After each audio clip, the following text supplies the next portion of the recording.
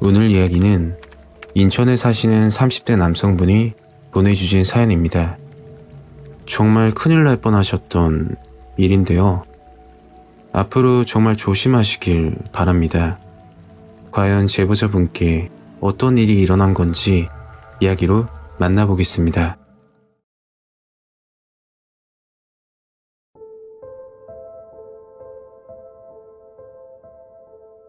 현재 저는 자동차 부품 생산직 사원으로 일을 하고 있습니다.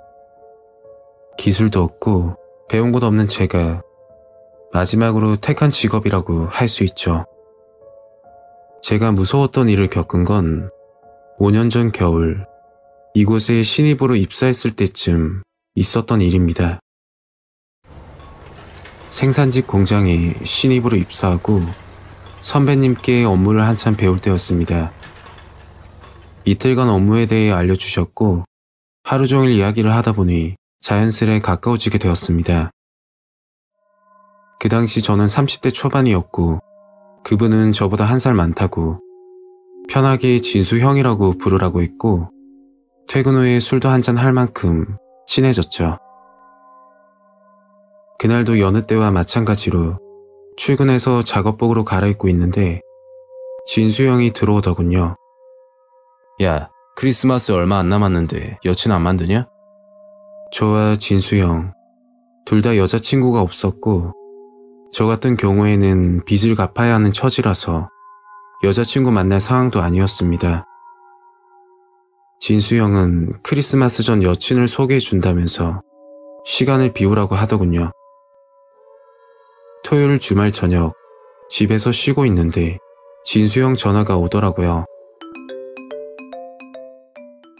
야, 지금 준비하고 10분 이내로 나와라. 네? 지금요? 결국 진수 형과 인천 터미널 앞에서 만나기로 약속을 잡았습니다. 여자 만날 처지는 아니었지만 혼자서 주말을 보내는 것보다는 괜찮을 듯 싶어서 평소에 바르지 않던 비비크림까지 바르고 나름 꾸미고 나왔죠. 약속 장소에 도착하니 진수 형은 보이지 않았습니다. 휴대폰을 들고 진수 형에게 전화하려는데 반대편에서 걸어오는 진수 형 모습이 보이더군요. 야, 왔냐? 형이 있잖아. 죽이는데 알아놨다. 저와 진수 형은 택시를 탔고 5분 정도 지나 목적지에 도착했습니다. 형이 말한 곳은 클럽이었죠.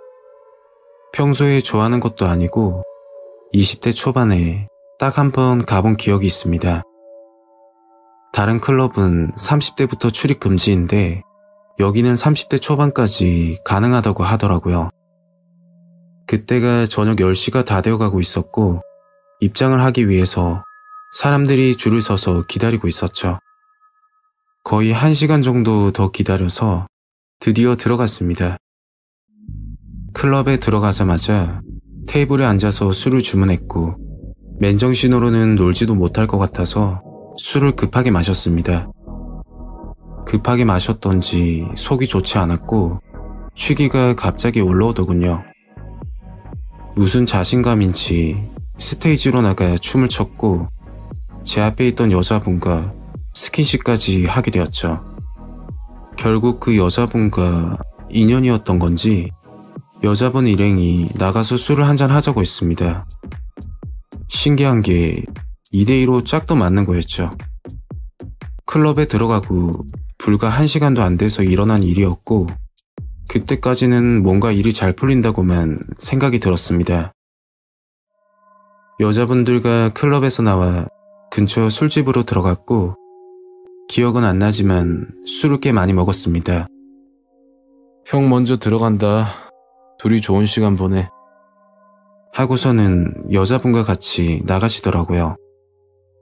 시간을 보려고 휴대폰을 봤더니 배터리가 없어서 휴대폰이 꺼졌더군요. 뭐 휴대폰 쓸 일이 있나 싶어서 주머니에 넣고 제 옆에 있는 여자분에게 물었습니다. 저희도 슬슬 일어날까요? 그러니까 여자분은 방 잡고 술 한잔 더 하자고 이야기를 하더군요. 그래서 근방에 보이는 모텔로 걸어가고 있으니까 여자분이 아는 모텔이 있다고 그리로 가자고 하더군요. 그리고 갑자기 지나가는 택시를 잡더니 부평동 모텔촌으로 가달라고 이야기했습니다. 뭔가 살짝 불안하기도 해서 왜 굳이 부평동까지 가냐고 하니까 항상 술 마시고 가던 모텔이 있는데 거기 아니면 잠을 잘 못 잔다면서 미안하다고 웃으면서 이야기를 하더군요. 모텔비는 자기가 낼 테니 이해 좀 해달라고 하길래 좀 특이하다라는 생각이 들었고 다른 의심은 하지 않았습니다.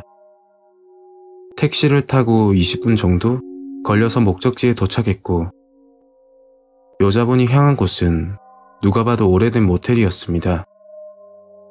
간판은 모텔인데 외관을 보면 여관이라고 봐도 무방할 만큼 오래되어 보였죠. 여자분은 제 손을 잡고 들어가더니 모텔 주인과 웃으면서 인사를 하고 계산을 하더라고요. 모텔 주인에게 204호 키를 받아들고 방으로 들어갔습니다. 문을 열자마자 쾌쾌한 곰팡이 냄새가 났고 벽지는 온통 누렇게 변해 있었죠. 그때 여자분이 침대로 가서 누웠고 저를 보더니 전 여기가 편한데 마음에 안 드세요? 라고 말하더군요. 그리고 침대로 오라고 손짓을 했습니다. 저는 긴장을 한 탓인지 화장실 좀 다녀온다고 했고 화장실로 향하니까 다급하게 뛰어와서 저를 붙잡더라고요. 그 순간 너무 놀랐습니다. 왜 그러시냐며 물어보니까 여자분이 갑자기 배가 아프다고 하셨고 먼저 화장실 좀 쓰신다고 하더군요. 10분쯤 지나서 여자분은 나오셨고 저는 화장실로 들어갔습니다. 그리고 소변을 보고 손을 씻는데 뭔가 이상했습니다. 그게 변기 뚜껑이 올라가 있는 거였죠. 여성분이 변기 뚜껑을 올려서 볼일을 보진 않잖아요. 갑자기 등 뒤로 서늘한 느낌이 들더군요. 손을 씻는 척하면서 화장실 거울 모서리 쪽을 봤습니다. 그 당시 기분은 정말 온몸에 소름이 돋고 몸이 굳는다고 해야 될 정도로 무서웠습니다. 화장실 거울 모서리 쪽에 사람 형체로 보이는 검은색 그림자 실루엣이 보이는 겁니다.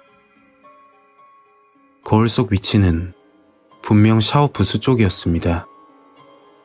여기서 소리를 지르거나 이상한 행동을 했다가는 정말 큰일 나겠다 싶어 손을 씻고 아무렇지 않은 척하며 화장실을 나왔습니다.